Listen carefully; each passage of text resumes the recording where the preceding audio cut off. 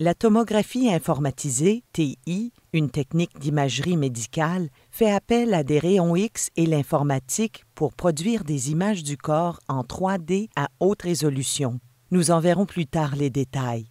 Écoutons d'abord le témoignage d'une personne qui a vécu l'expérience de la tomographie. Je m'appelle Ryan et je vais vous montrer ce qui se passe lors d'une lecture TI. La TI est un moyen rapide d'obtenir des images détaillées de l'intérieur du corps. Je ne subirai pas une vraie lecture TI puisque celle-ci fait appel à des rayons X, mais je vous montrerai en quoi consiste une lecture TI de la tête et du cou. D'abord, je suis admis à la réception de l'unité TI et j'attends que l'on vienne me chercher. Une infirmière vient me voir dans la salle d'attente. Dans certains cas, les infirmières préparent les patients à la lecture. On injecte certains patients de composés particuliers pour faire apparaître différentes choses à l'écran. Ensuite, une technologue m'amène à la salle de traitement. Dans TI, le T signifie tomographie et le I informatisé. Tomographie veut dire image d'un morceau coupé. La TI produit des images en 2D de morceaux ou tranches du corps. Un ordinateur puissant empile ensuite les tranches pour construire une image en 3D. Une image de TI emploie le rayonnement ionisant, équivalent à environ 20 à 100 radiographies, ce qui peut présenter un risque pour le patient. Toutefois, pour diagnostiquer un problème, les avantages dépassent les risques.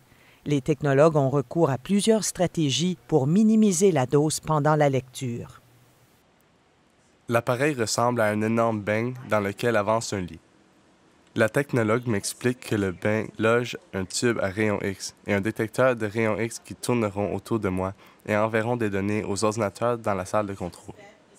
Pour les rayons X normaux, les rayons traversent le corps et sont détectés de l'autre côté, ce qui produit une image plate sous un seul angle.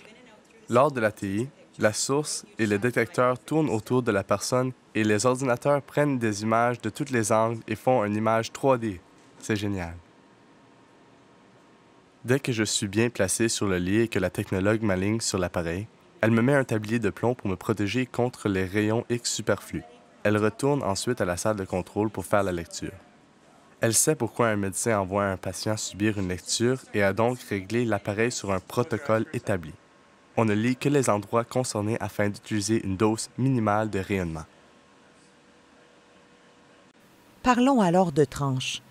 L'appareil tourne autour du patient et prend une radiographie à plusieurs angles.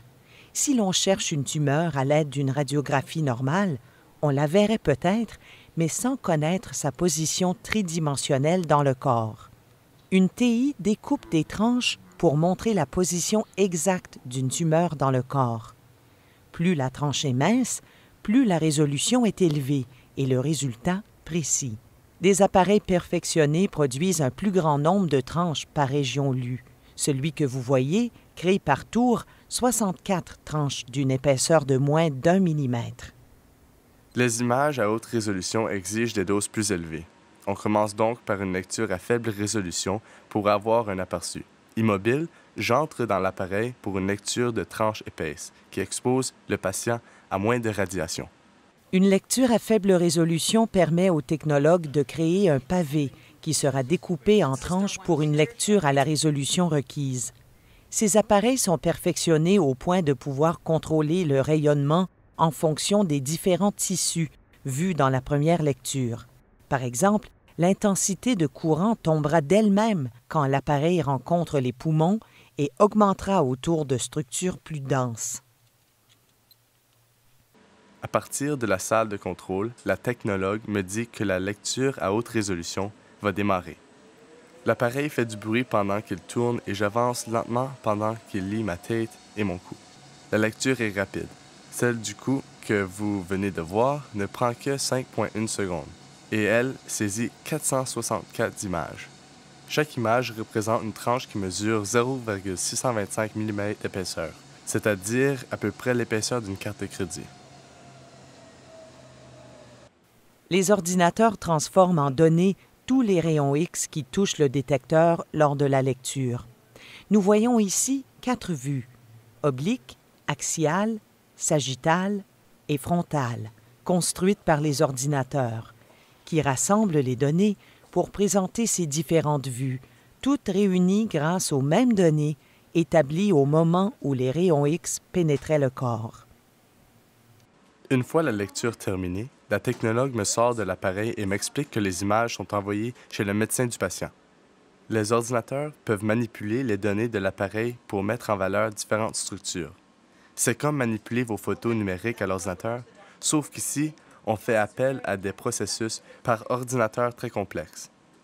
De plus, l'ordinateur peut empiler les tranches pour faire des images 3D et déplacer différentes choses à l'intérieur ou à l'extérieur de l'image, comme on l'a fait lors de la lecture de la tête.